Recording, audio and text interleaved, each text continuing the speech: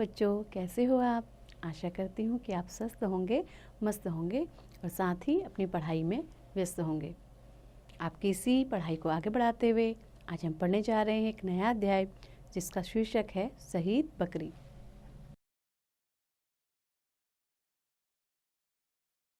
तो एक बहुत सुंदर सी कहानी है। आइए सबसे पहले इस पाठ के परिचय के बारे में जानते हैं। इस कहानी के माध्यम से यह बताया गया है कि एक कमज़ोर भोली भाली बकरी कैसे खूंखार भेड़िए का साहस और बहादुरी से मुकाबला करती है। वह बंधन में नहीं रहना चाहती, उसे आज़ादी अच्छी लगती है। आज़ादी के लिए उसने अपनी जान की परवाह नहीं की। इस पाठ से प्रेरणा मिलती है, कमज़ोर वर्ग को किसी की गुलामी सहन नहीं करनी चाहिए, बल्कि अपने हक में आवाज़ उठानी चाहिए। तो आपको पाठ का परिचय अच्छे से समझ में आया होगा। आइए इस कहानी को शुरू करते हैं। गांव में एक चरवाहा रहता था। वह हर रोज हरे भरे पहाड़ पर बकरियां चराने ले जाता था। हर दूसरे दिन उसकी एक बकरी कम हो जाती थी। पहाड़ की दूसरी तरफ एक भेड़िया रहता था जो बकरियों को खा जाता था। चरवाहा भेड़िए की इस धूर्तता से तंग आ चुका था। उसने पहाड़ पर बकरियों को ले जाना ही बंद कर दिया और बकरियों को एक बाड़े में कैद कर दिया। बकरियां मौत से बचकर बहुत खुश थी और वे अब वहीं रहने में अपनी भलाई समझती थी। परंतु उनमें से एक युवा बकरी थी जिसे यह गुलामी बिल्कुल पसंद नहीं थी। वह तो ताजी ताजी हवा में घूमना चाहती थी और उछल कूद करके जीवन बिताना चाहती थी। जैसा कि बच्चों आप सब भी क्या करना चाहते हैं? आपका जीवन कैसे बीते? हंसते खेलते उछल कूद करते हुए। ऐसे ही वह बकरी भी चाहती थी। वह हर पल सोचा करती थी, इस तरह कब तक भेड़िए से अपने प्राणों की रक्षा की जा सकती है। वह तो पहाड़ से उतरकर किसी रोज बाड़े में भी कूद सकता है। उसने मन ही मन सोचा कि शिकारी के डर से मूर्ख शुतुरमुर्ग रेत में गर्दन छिपा लेता है। उस समय के शिकारी उसे बख्श देता है। इन्हीं विचारों से ओतप्रोत होकर वह रोज हसरत भरी निगाहों से उस पहाड़ की ओर देखती रहती थी। अब देखिए यहाँ पर शब्द आया है हसरत भरी निगाहों। हसरत और दूसरा शब्द है निगाहों।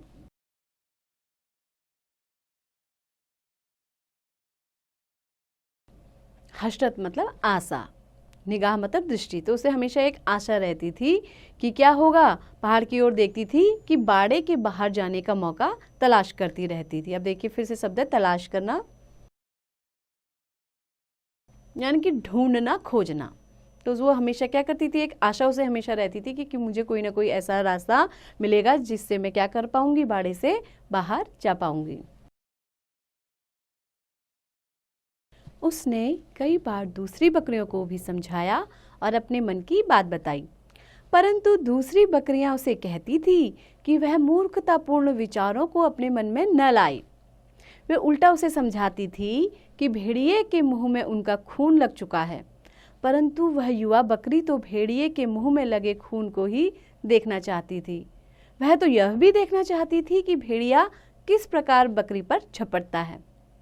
एक दिन बकरियों के बाड़े का गेट खुला रह गया। इसी मौके की तो बकरी को तलाश थी। बकरी बाड़े से बाहर निकल गई और पर्वत पर चढ़कर स्वच्छंद विचरती रही। अब देखिए एक शब्द आया स्वच्छंद, यानी कि आज़ादी के साथ विचरना, घूमना। तो क्या क्या एक दिन से मौका मिल गया और वो क्या करने लगी, बाड़े से बाहर निकली और क्या होने लगी, आज़ादी से घूमने लगी। वह इधर उधर कूदती फलांगती हुई दिन भर पहाड़ पर चढ़ती रही, परंतु भेड़िया कहीं नजर नहीं आया। झुटपुटा होने लगा और बकरी लाचार होकर पहाड़ से नीचे की ओर आने लगी। अब देखिए यहाँ पे दो शब्द आए इस पंक्ति में, झुटपुटा और लाचार।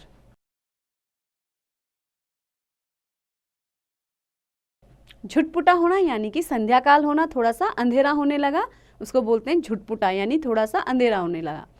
और लाचार यानी कि बेबस। तो जैसे ही थोड़ी सी संध्या काल आने लगा तो बकरी ने क्या किया, बेबस होकर पहाड़ से नीचे की ओर आ गई। तो उसी समय उसे भेड़िया दबे पांव रास्ते में आता हुआ दिखाई दिया। उसकी खून सी लाल आंखें, लपलपाती जीभ और आक्रमणकारी चाल को बकरी एकदम भांप गई। भेड़िया मुस्कुराता हुआ बोला, तुम बहुत सुंदर और प्यारी हो, आओ मेरे साथ आओ, पर्वत की सैर करते हैं। बकरी को भेड़िए की चालाकी का पता था। उसने भेड़िए को कोई भी अवसर नहीं दिया। उसने तनिक पीछे हटकर जोर से टक्कर मारी। भेड़िया असावधान था और वह अपने आप को संभाल नहीं सका। वह एक पत्थर से जा टकराया। यदि पत्थर का सहारा उसे नहीं मिलता तो वह सीधा पहाड़ के नीचे नदी में जा गिरता। भेड़िए को जिंदगी में ऐसा पहली बार हुआ था। वह बहुत घबरा गया।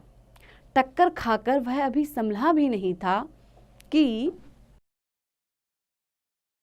बकरी के पैने सींग उसके शरीर में इतनी जोर से लगे कि उसकी चीख निकल गई। छत विछत सीने से लहू की बहती धारा देखकर उसके पांव उखड़ गए, परंतु एक बकरी के आगे वह अपनी हार मानने को तैयार नहीं था। अतः भेड़िए ने थोड़ा सा साहस बटोरकर पूरे वेग से बकरी पर हमला किया। बकरी तो पहले से ही सावधान थी। वह थोड़ा सा और एक ओर हट गई और भेड़िए का मुंह एक पेड़ में लगकर लहूलुहान हो गया। तो फिर से देखिए, एक शब्द आया है लहूलुहान,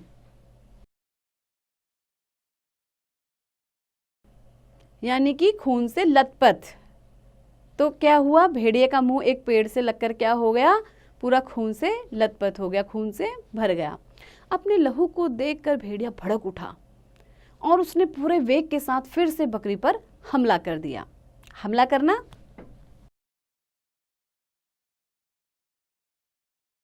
आक्रमण करना। उसने क्या किया, फिर से दोबारा जोर लगा करके दोबारा डबल ताकत के साथ क्या कर दिया, बकरी पर हमला बोल दिया। अकेली बकरी कब तक मुकाबला करती।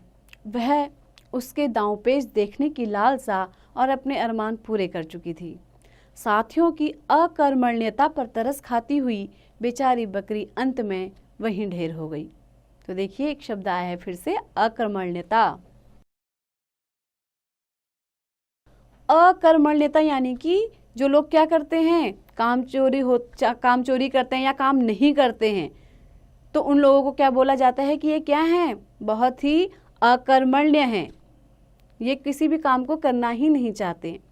तो क्या है, उनके साथियों ने, बकरी के साथियों ने उसकी मदद ही नहीं करी और वो लास्ट में क्या हुआ, उसकी वहीं पे मृत्यु हो गई। एक तोता और मैना पेड़ की डाली पर बैठकर ये सब कुछ देख रहे थे। तोते ने मुस्कुराकर मैना से पूछा, भेड़िए से भिड़कर भला बकरी को क्या मिला। मैना ने गर्व से उत्तर दिया। देखिए, गर्व, एक शब्द आया है, गर्व यानी कि अभिमान के साथ। तो मैना ने क्या है, गर्व करते हुए अभिमान के साथ उत्तर दिया, वही तो अत्याचारी का सामना करने पर पीड़ितों को मिलता है। बकरी मर जरूर गई है, परंतु भेड़िए को घायल करके मरी है। भेड़िया भी अब दूसरों पर अत्याचार करने से कतराएगा और ज्यादा दिन तक जीवित भी नहीं रह पाएगा। उसके शरीर के घाव उसे सड़ सड़ कर मरने को मजबूर कर देंगे। तो देखिए, एक शब्द फिर से आया है, घाव। आप सभी जानते होंगे, घाव यानी कि चोट। तो जो क्या है, बकरी ने उसको चोट पहुंचाई है, उससे क्या होगा, उसके घाव भी जल्दी भरने वाले नहीं है और वो क्या होंगे, सड़ सड़ करके उसको मरने के लिए मजबूर कर देंगे। यदि बकरी के अन्य साथियों ने उसकी भावनाओं को समझा होता और छिपने की बजाय एक साथ वार किया होता, तो आज वे बाड़े में कैद होकर नहीं रहती, बल्कि स्वतंत्र होकर स्वच्छंद पहाड़ पर विचरती। अब तोता सहित बकरी की तरफ अपना मुंह करके उसे चुपचाप उदास भरी आंखों से देखने लगा। तो इस कहानी में आपको बताया गया है कि एकता में ही शक्ति होती है। बिना एकता के हम लोग किसी का भी मुकाबला नहीं कर सकते हैं। तो दोस्तों, आपको ये कहानी बहुत पसंद आई होगी। इस कहानी के लेखक हैं श्री अयोध्या प्रसाद गोयली। तो आइए उनका परिचय जानते हैं। अयोध्या प्रसाद गोयली का जन्म 1902 में बादशाहपुर, गुड़गांव, हरियाणा में हुआ था। इनकी प्रारंभिक शिक्षा कोसी कला, मथुरा में हुई। तत्पश्चात 84 मथुरा में उच्च शिक्षा के दौरान न्याय, व्याकरण और काव्य का अध्ययन किया। 1920 से 1940 तक दिल्ली में निवास और व्यापार किया। उसी अवधि में उर्दू साहित्य और इतिहास का गंभीर अध्ययन किया। 1930 में नमक सत्याग्रह में भागीदारी के लिए 2.25 वर्ष की सी क्लास कारावास का दंड भोगा। 1941 से 1968 तक डालमिया नगर में साहू जैन समुदाय के श्रम कल्याण अधिकारी रहते हुए उर्दू शायरी को हिंदी में लाने के लिए सतत सक्रिय रहे। सन 1975 सहारनपुर उत्तर प्रदेश में उनकी मृत्यु हो गई। आइए जानते हैं उनकी कुछ प्रमुख कृतियों के बारे में। शेर ओ शायरी, शेर ओ सुखन 5 भाग, शायरी के नए दौर 5 भाग, नग गए हरम, लो कहानी सुनो, हंसे तो फूल झड़े, कुछ मोती कुछ सीप आदि।